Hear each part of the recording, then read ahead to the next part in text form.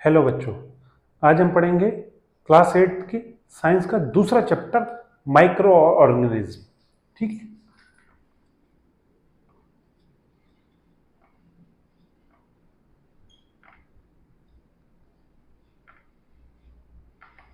Okay, पहले chapter शुरू करने से पहले हम एक दो टर्म्स जान लेते हैं कि उनको कहते क्या है, जिससे हमें इस चैप्टर को समझने में आसानी रहेगी। माइक्रो का मतलब क्या होता है? ये माइक्रो ऑर्गेनिज्म दो वर्ड से मिलकर बना है, micro plus organism. Micro means very very small,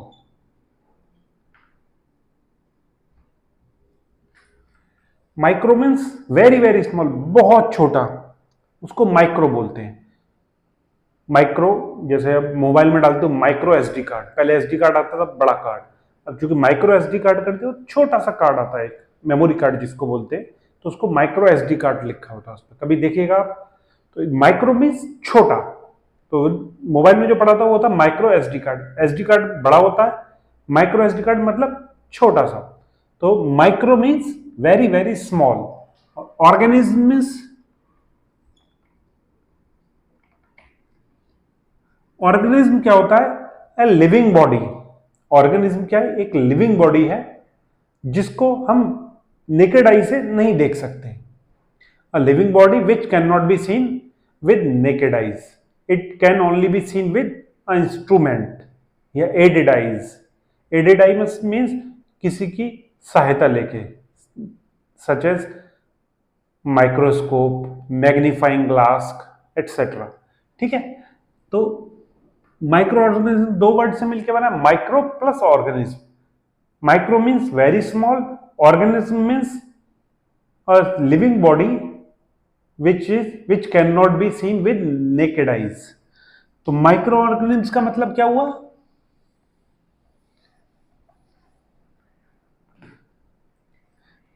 अब माइक्रो ऑर्गेनिज्म को कंबाइन करो। माइक्रो मीन्स छोटा, बहुत छोटा, organism means a living body which can not be seen with naked eyes. तो माइक्रो ऑर्गेनिज्म क्या हुआ? A very small living body which cannot be seen with naked eye. It can only be seen with the help of microscope.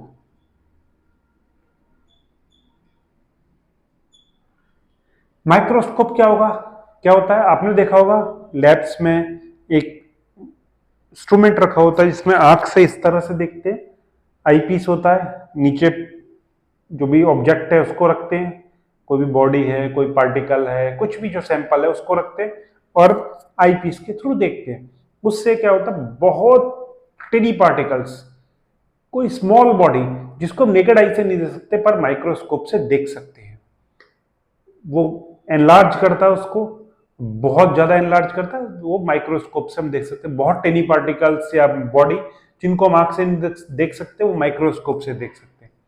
Micro organism क्या हुआ? A very small living body which can not be seen with naked eye, खुली आंखों से नहीं देख सकते micro organism को। It can only be seen with the help of microscope. इसको माइक्रोस्कोप की सहायता से, माइक्रोस्कोप से देख सकते हैं, इसलिए इसको माइक्रो ऑर्गेनिज्म कहा जाता है, या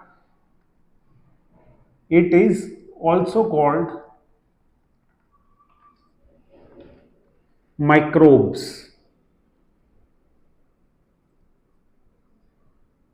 इनको माइक्रोब्स भी कहते हैं। माइक्रोब्स और माइक्रो ऑर्गेनिज्म सेम थिंग है। इनको सिर्फ माइक्रोस्कोप के सहायता से, माइक्रोस्कोप की हेल्प से देख सकते हैं। These are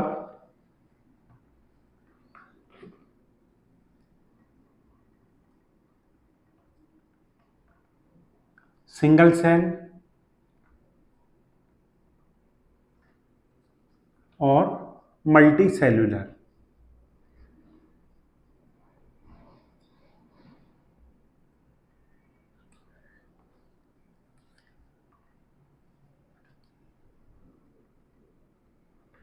these are single cell और मल्टी सेल्यूलर। ये सिंगल सेल भी होते हैं जैसे अमीबा, ओके, प्रोटोजोआ कोई भी सिंगल सेल्यूलर होता है। मल्टी सेल्यूलर जैसे फंजाई, ठीक है। माइक्रो ऑर्गेनिज्म क्या है? A small living body which can not be seen with naked eyes, it can only be seen with the help of microscope, it is also called microbes. इनको microbes भी कहते हैं। These are single cell और multicellular, ठीक है। इनके types क्या होते हैं? टाइप्स माइक्रो ऑर्गेनिज्म्स के टाइप्स, एक होता है algae, other one is bacteria, fungi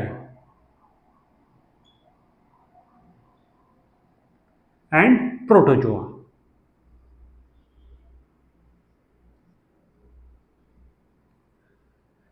चार तरह का होता है माइक्रो ऑर्गेनिज्म। कोई भी माइक्रो ऑर्गेनिज्म होगा वो चार तरह का होगा, algae, bacteria, fungi and protozoa, ठीक है।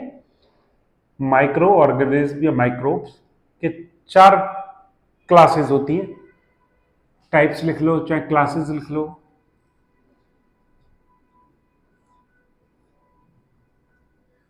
Algae, bacteria, fungi and protozoa, ठीक है।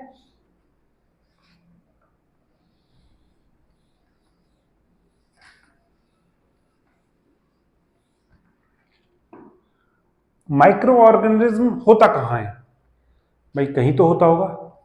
कोई भी चीज होती है तो कहीं पैदा होती है, कहाँ रहती है, इसके बारे में। माइक्रो ऑर्गेनिज्म ऐसी चीज है कहीं भी रह सकती है।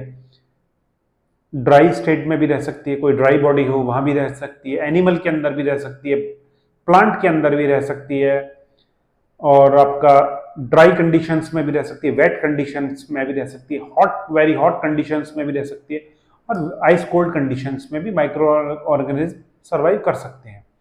तो ऐसा पर्टिकुलर कोई केस नहीं है या पर्टिकुलर कोई एग्जांपल नहीं है कि माइक्रो ऑर्गेनिज्म सिर्फ आइस कोल्ड में ही रह सकते हैं या ह्यूमिड कंडीशन में ही रह सकते हैं या हॉट कंडीशंस में रह सकते हैं।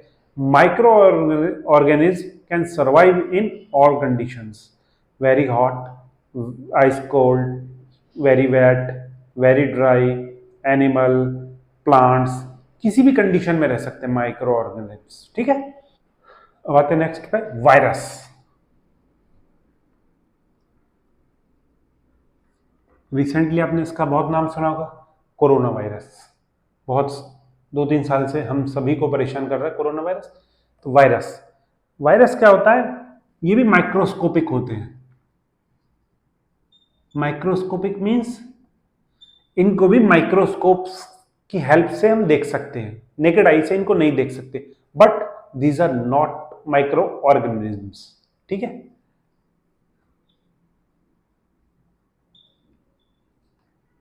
But these are not microbes.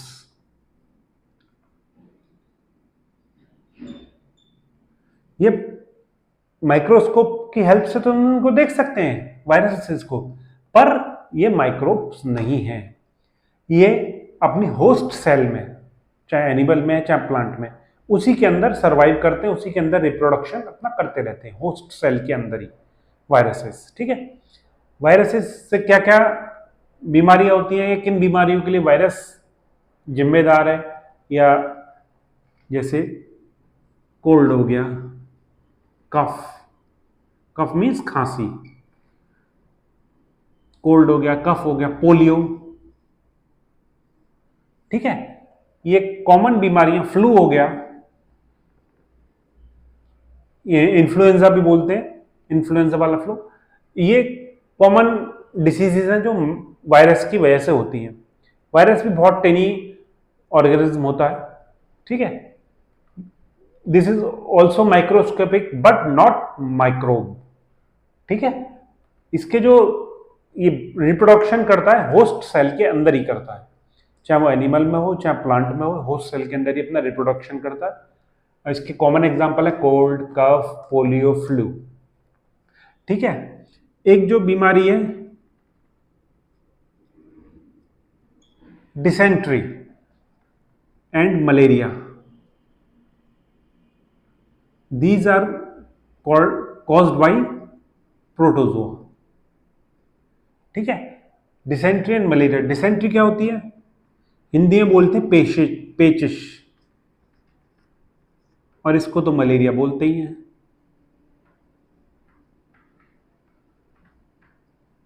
पेचिश क्या होता है? पेचिश जब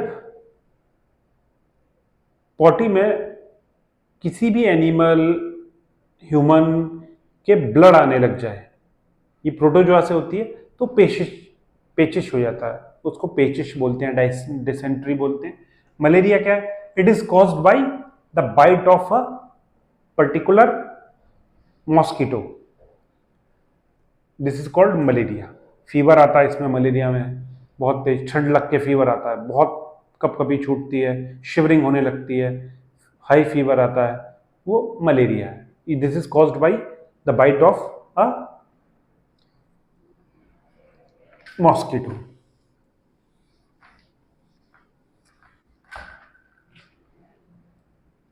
अनदर एग्जांपल्स आर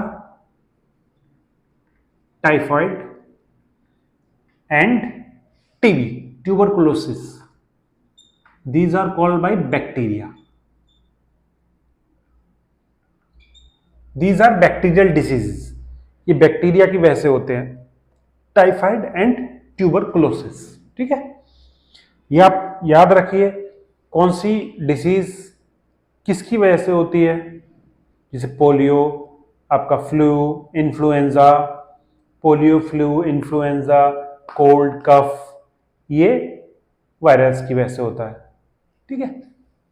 अब आते हैं नेक्स्ट पे।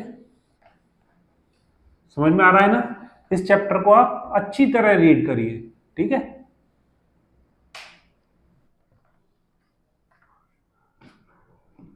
अब माइक्रो ऑर्गेनिज्म दो तरह के होते हैं, फ्रेंडली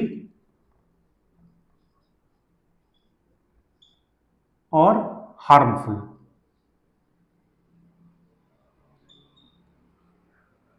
दो माइक्रो ऑर्गेनिज्म होते हैं, हम अपने हिसाब से इनको दो में क्लासिफाई कर सकते हैं, फ्रेंडली माइक्रो ऑर्गेनिज्म और हार्मफुल माइक्रो ऑर्गेनिज्म। जो हमारे लिए फ्रेंडली है, जो हमारे लिए हार्मफुल है। तो हम पहले फ्रेंडली डिस्कस करेंगे। फ्रेंडली माइक्रो ऑर्गेनिज्म क्या होते हैं?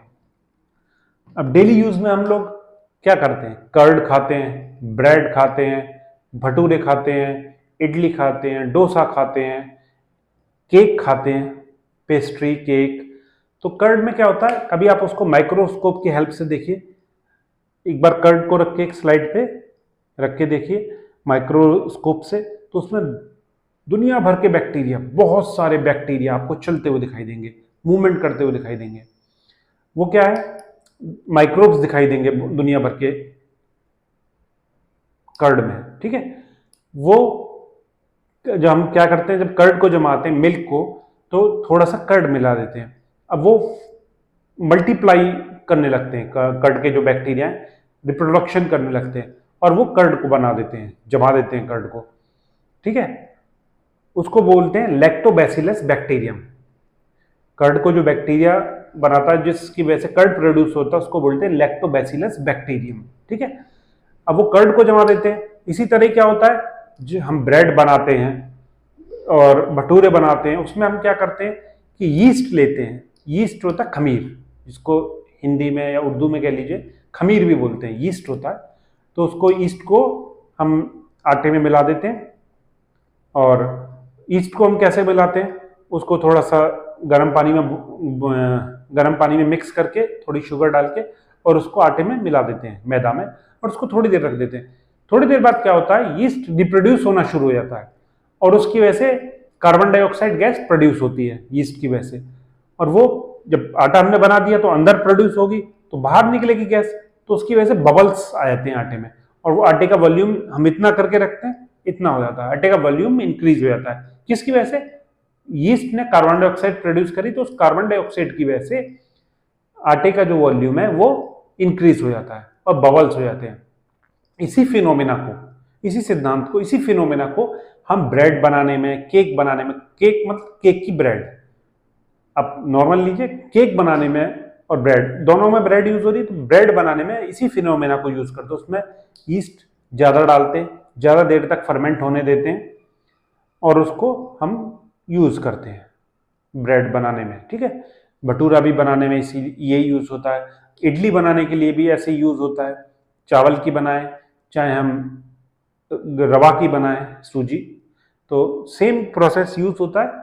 उसमें हम यीस्ट मिलाते हैं, यीस्ट भी मिलाते हैं, या अगर यीस्ट नहीं है तो हम नॉर्मली घरों में क्या करते हैं, कर्ड मिलाते हैं। वो क्या करती है, फर्मेंट होना शुरू कर देती है कर्ड, थोड़ा सा टेम्परेचर मिलता है, हल्का सी गर्मी, वो फर्मेंट होना शुरू कर देती है और फिर वही बबल्स कार्बन डाइऑक्साइड प्रोड्यूस करती है, कार्बन डाइऑक्साइड निकलनी शुरू होती है।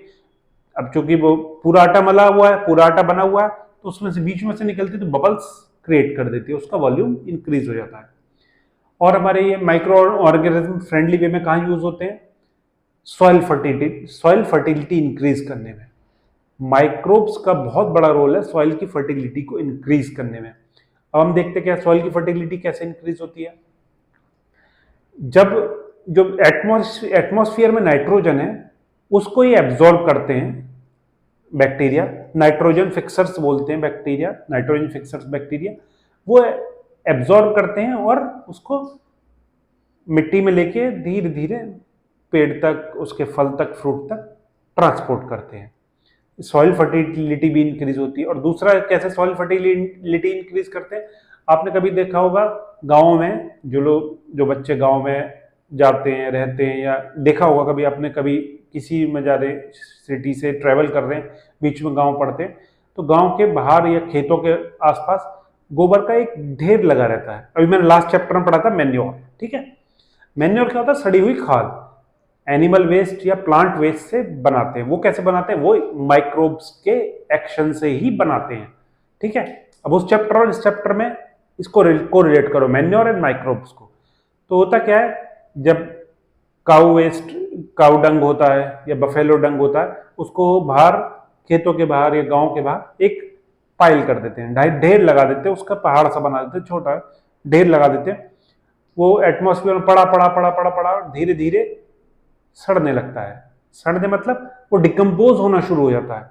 डिकम्पोज क्यों होता है, क्योंकि उसमें जो माइक्रोब्स होते हैं वो उसको डिकम्पोज करने लग जाते हैं और वो एक फर्टाइल, और उसको हम जब डाल देते हैं खेतों में, तो वो जो उसके न्यूट्रिएंट्स हैं, जो काऊ डंग या एनिमल वेस्ट है या प्लांट वेस्ट है, उसके न्यूट्रिएंट्स को है, उसको वो सॉइल में सप्लाई कर देते हैं माइक्रोब्स, और वो न्यूट्रिएंट्स सॉइल में आ जाते हैं, सॉइल हमारी फर्टाइल हो जाती है। और वही न्यूट्रिएंट्स जो हम कोई भी क्रॉप ग्रो करते हैं, कोई प्लांट या कोई ट्री ग्रो करते हैं फील्ड्स में, उसमें ट्रांसपोर्ट हो जाता है रूट्स के हेल्प से।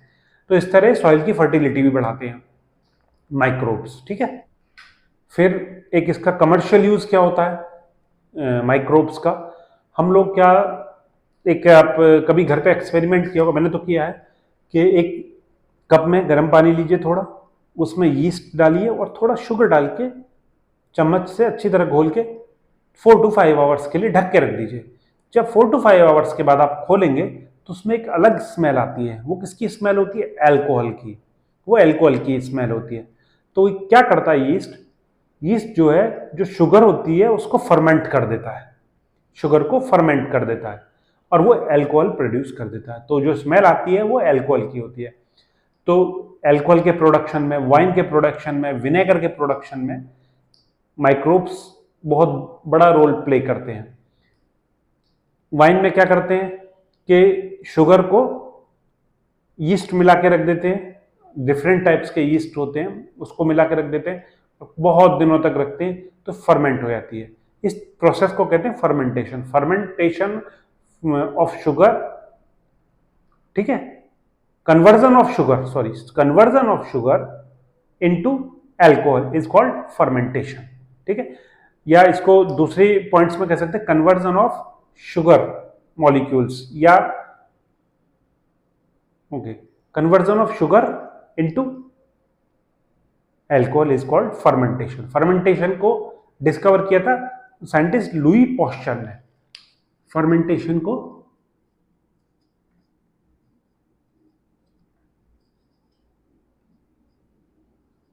डिस्कवर किया था साइंटिस्ट लुई पॉस्चर ने। ठीक है, फर्मेंटेशन को लुई पॉस्चर ने डिस्कवर किया था। इस तरह इसके कमर्शियल यूज है, और भी कमर्शियल यूज है, मेडिसिन में भी कमर्शियल यूज है, पर हम उसको पढ़ेंगे मेडिसिनल यूजेस में। ठीक है, इसके कमर्शियल यूज मैंने आपको बता दिया, अल्कोहल प्रोडक्शन में, वाइन प्रोडक्शन में, पिकल्स बनाने में भी ये काम आता है। ओके, चीज बनाने में भी काम आता है। ओके, और वाइन बनाने में, विनेगर बनाने में काम आता है। ठीक है, ये इसके कमर्शियल यूज है माइक्रोब्स के। अब आते हैं इसके मेडिसिनल यूज पे।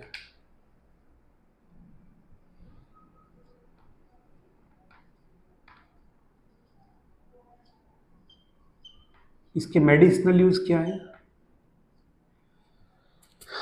जब हम बीमार पड़ते हैं तो डॉक्टर के पास जाते हैं। डॉक्टर क्या करता है, हमें कोई टैबलेट दे देता है या कोई सिरप दे देता है या इंजेक्शन दे देता है।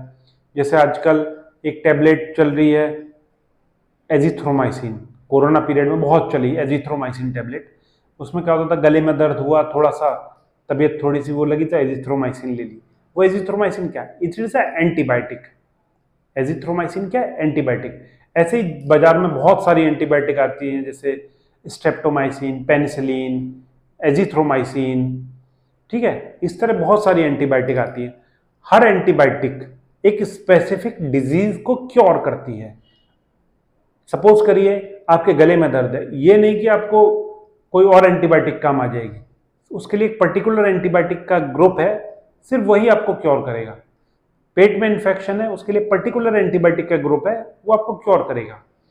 अगर आपके सपोज करिए कहीं इन्फेक्शन है, उसके लिए पर्टिकुलर एंटीबायोटिक का ग्रुप आपको क्योर करेगा। ये क्या होती है एंटीबायोटिक? कि बैक्टीरिया से लड़ती हैं, वो जो जिस पर्टिकुलर बैक्टीरिया से लड़ने के लिए पर्टिकुलर एंटीबायोटिक की काम आती है। ये सारी जो मैंने बताया बैक्टीरियल डिसीज है, जैसे इन्फेक्शन हो गया, या फंजाई की वजह से भी हो सकती है डिसीजेज, फंजाई या एल्गी की वजह से, ये हमारे काम आती हैं उस डिसीज से लड़ने के, उस पर्टिकुलर बैक्टीरिया को किल करने के या उसका इफेक्ट मिनिमाइज करने के लिए ये काम आती हैं पर्टिकुलर एंटीबायोटिक्स। एंटीबायोटिक्स काम बनती कैसे है? एंटीबायोटिक्स के लिए माइक्रो ऑर्गेनिज्म को ग्रो किया जाता है। डिफरेंट एंटीबायोटिक्स के लिए डिफरेंट टाइप के माइक्रो ऑर्गेनिजम्स को ग्रो किया जाता है, और ये पर्टिकुलर डिसीज को क्योर करने के लिए काम आती है ये एंटीबायोटिक्स। ठीक है, अब एंटीबायोटिक्स कौन कौन सी हो गई? बहुत सारी एंटीबायोटिक्स हैं। कॉमन एंटीबायोटिक्स जैसे एजिथ्रोमाइसिन, सिफेक्सिम, इनके वो अलग अलग हो सकते हैं सॉल्ट, एमोक्सिलिन, पेनिसिलिन, स्ट्रेप्टोमाइसिन, ये डिफरेंट एंटीबायोटिक्स हैं। हम लोगों को किसी को भी, चाहे बड़े हों चाहे छोटे हों, कोई भी हो, एंटीबायोटिक्स बिना डॉक्टर के प्रेस्क्रिप्शन के नहीं लेनी चाहिए। क्यों? क्योंकि हम लोग लेमैन, हमको पता नहीं कि इस पर्टिकुलर बैक्टीरिया के लिए, इस पर्टिकुलर डिसीज के लिए कौन सी एंटीबायोटिक काम करेगी। इसलिए हमको पर्टिकुलर डिसीज के लिए पर्टिकुलर एंटीबायोटिक कौन सी लेनी है ये डॉक्टर ही बता सकता है। तो बिना डॉक्टर के प्रेस्क्रिप्शन के हम लोगों को एंटीबायोटिक यूज नहीं करनी चाहिए।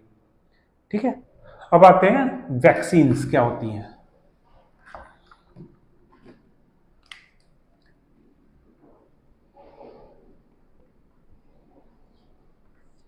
वैक्सीन्स क्या होती हैं? जब कोई माइक्रोब्स या कोई माइक्रो ऑर्गेनिज्म हमारे बॉडी के अंदर एंटर करता है, डिसीज कैरिंग, ध्यान दीजिए, डिसीज कैरिंग माइक्रोब, क्योंकि माइक्रोब मैंने बताया कई तरह के होते हैं, हार्मफुल, फ्रेंडली। तो कोई डिसीज कैरिंग माइक्रोब हमारी बॉडी के अंदर एंटर करता है तो होता क्या है? अब एक एग्जांपल देता हूं मैं। कोई भी कंट्री है, उसके अंदर कोई एनिमी एंटर करेगा तो उसके जो पीपल हैं, उसके जो रहने वाले लोग हैं, वहाँ के जो जनता है, वहाँ की प्रजा है, वो क्या करेगी? जो सैनिक होंगे वो तो युद्ध लड़ेंगे, वॉर में पार्टिसिपेट करेंगे, लड़ाई लड़ेंगे उनसे, एनिमी से। जो वहाँ के रहने वाले लोग हैं वो भी तैयार हो जाएंगे कि हाँ हमको भी लड़ाई करनी है, और वो भी जाके युद्ध के मैदान में लड़ेंगे एनिमी से, और वो लड़ाई सीख जाएंगे इस तरह से। उसके बाद क्या होगा, उसको हरा देंगे एनिमी को, फिर आके बैठ जाएंगे चुपचाप। फिर क्या होगा, अब उनको पता पड़ गया कि लड़ाई कैसे लड़नी है, फिर जब भी एनिमी एंटर होगा वो जाके उसको मार दिया करेंगे, लड़ लिया करेंगे उसको, या तो उसके सैनिक सब बहुत ज्यादा मार देंगे या पूरी तरह खत्म कर देंगे। ऐसी क्या होता है, जो हमारे अंदर बॉडी के अंदर एंटर करता है कोई डिसीज कैरिंग माइक्रोब या माइक्रो ऑर्गेनिज्म, तो हमारी बॉडी को पता होता है इनसे लड़ना कैसे है। कभी कभी क्या होता है, वो इतना पावरफुल होता है कि हमारी बॉडी सही तरह से उससे लड़ नहीं पाती, तो उसके लिए क्या किया जाता है, हमारी बॉडी में उस से लड़ने के लिए, उस डिसीज कैरिंग माइक्रोब से लड़ने के लिए डेड माइक्रोब्स यानी मरे हुए माइक्रोब्स एंटर किए जाते हैं। अब वो हमारे अंदर एंटर हो जाते हैं डेड माइक्रोब्स, तो होता क्या है, जब डिसीज कैरिंग माइक्रोब्स हमारे बॉडी के अंदर एंटर होता है तो वो डेड माइक्रोब्स जिंदा हो जाते हैं और वो लड़ाई स्टार्ट कर देते हैं उनसे, डिसीज कैरिंग माइक्रोब्स से, ठीक है। और इस तरह से उसको हरा देते हैं, उनको किल कर देते हैं, उनको मिनिमाइज कर देते हैं, और हमारी बॉडी उस पर्टिकुलर डिसीज से बच जाती है। ये क्या होता है, कुछ इस तरह का प्रोसेस, जब माइक्रोब्स डेड माइक्रोब्स एंटर किए जाते हैं उस पर्टिकुलर डिसीज से लड़ने के लिए, ये इंजेक्शन के थ्रू या ड्रॉप्स के थ्रू एंटर किए जाते हैं, इनको बोलते हैं वैक्सीन। वैक्सीन क्या होती है, हमारे बॉडी के अंदर डेड माइक्रोब्स या उससे लड़ने के लिए ताकत को एंटर करना, वो एक ताकत है डेड माइक्रोब्स, उसको एंटर करना वैक्सीन है। हम लोगों ने भी बचपन में बहुत वैक्सीन लगवाई होंगी, हम सभी ने, पोलियो वैक्सीन, वो ड्रॉप्स के रूप में होती है वैक्सीन, 2 ड्रॉप्स डालते हैं मुंह में, तो ड्रॉप्स के रूप में वैक्सीन जरूरी नहीं कि इंजेक्शन ही हो, ड्रॉप्स भी हो सकती है, जैसे पोलियो ड्रॉप्स है। अब लेटेस्ट जैसे कोरोना की वैक्सीन है, कोरोना की वैक्सीन में क्या है, चाहे किसी ने भी बनाई हो, किसी भी कंपनी ने, उनका फार्मूला एक ही है, डेड माइक्रोब्स को एंटर किया वैक्सीन में और उसको हमारे अंदर कर इंजेक्ट किया। जब disease carrying corona carrying microbes या वायरस जो एंटर हो रहा है उससे लड़ना है, तो डेड माइक्रोब्स जिंदा होकर उससे लड़ते हैं और उनको हरा देते हैं, तो हम कोरोना से बच जाते हैं। यही वैक्सीन का मेन फंक्शन है, यही वैक्सीन, इस तरह से वैक्सीन काम करती है, ठीक है। और बहुत सारी वैक्सीन है, जैसे स्मॉल पॉक्स की वैक्सीन, चिकन पॉक्स की, आजकल तो बहुत सारी वैक्सीन लगती है बाजार में बच्चों के, जब छोटे बच्चे होते हैं BCG का टीका लगता है, BCG टीका भी बोलते हैं इसे हिंदी में, BCG की वैक्सीन होती है, पोलियो ड्रॉप्स होते हैं, वही वैक्सीन है एक तरह की, टाइफाइड की होती है, कोलेरा की होती है, तो बहुत सारी वैक्सीन आजकल मार्केट में है। वो भी हमें, जो भी वैक्सीन हमें लगवानी है, डॉक्टर की सलाह से, डॉक्टर के प्रेस्क्रिप्शन से ही लगवानी चाहिए, ठीक है। जब ये माइक्रोब्स, डेड माइक्रोब्स हमारे बॉडी के अंदर एंटर होते हैं तो क्या करते हैं, वो करते हैं एंटीबॉडी डेवलप करते हैं हमारे। एंटीबॉडी मतलब कि वो डिसीज कैरिंग जो बैक्टीरिया से, उनसे लड़ने के लिए फोर्स, उसको बोलते हैं एंटीबॉडी। जब वो डिसीज कैरिंग बैक्टीरिया माइक्रोब से लड़ने के लिए फोर्स डेवलप करते हैं उसको बोलते हैं एंटीबॉडी, और वो एंटीबॉडी उस डिसीज कैरिंग माइक्रोब से लड़के उनको फॉरएवर या कुछ टाइम के लिए या पूरी हमेशा के लिए डिस्ट्रॉय कर देती है, उनका जो इफेक्ट है वो खत्म कर देती है। तो डिसीज कैरिंग बैक्टीरिया माइक्रोब से लड़ने के लिए जो शरीर में या बॉडी में चीज होती है उसको बोलते हैं एंटीबॉडी। एंटीबॉडी मतलब जो बॉडी आ रही है उसका एंटी काम करे, जो एक्सटर्नल बॉडी एंटर हो रही है हमारे बॉडी में उससे लड़ने के लिए जो हमारे शरीर जो सपोर्ट देगा उसको बोलते हैं एंटीबॉडी।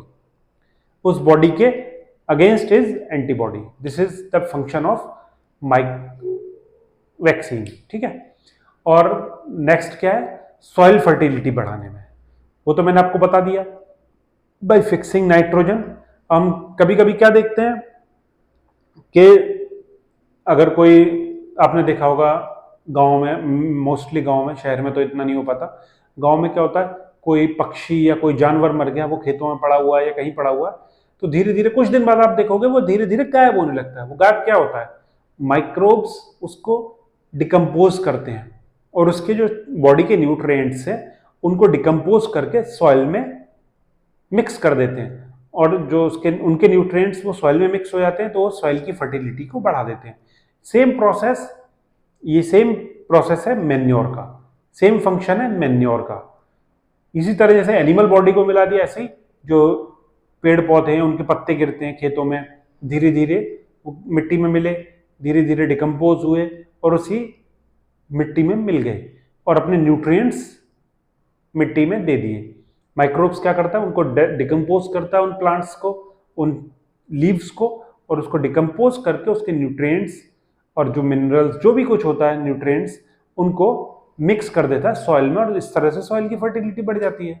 और एक और क्या है, क्लीनिंग द एनवायरमेंट। एनवायरमेंट कैसे क्लीन करते हैं ये?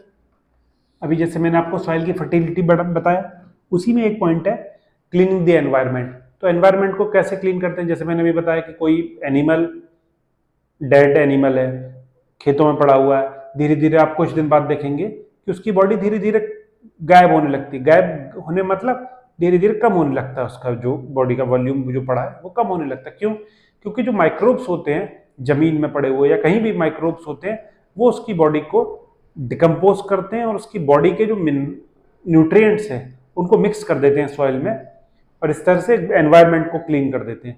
क्लीन किस लिए कर देते हैं? डेड बॉडी पड़ी हुई है किसी एनिमल की, बदबू देगी, मक्खियां आएंगी उस पर, तो उसको डिकम्पोज करके मिट्टी में मिला देते हैं और एनवायरनमेंट क्लीन हो जाता है और खेत में न्यूट्रिएंट्स मिल जाते हैं।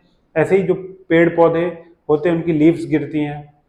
लीव्स क्या होती हैं? जब नीचे गिरती हैं तो उनको वो डिकम्पोज करते हैं और वो एनवायरनमेंट क्लीन हो जाता है, उसके न्यूट्रिएंट्स सॉइल में मिक्स हो जाते हैं और एनवायरनमेंट भी क्लीन हो जाता है।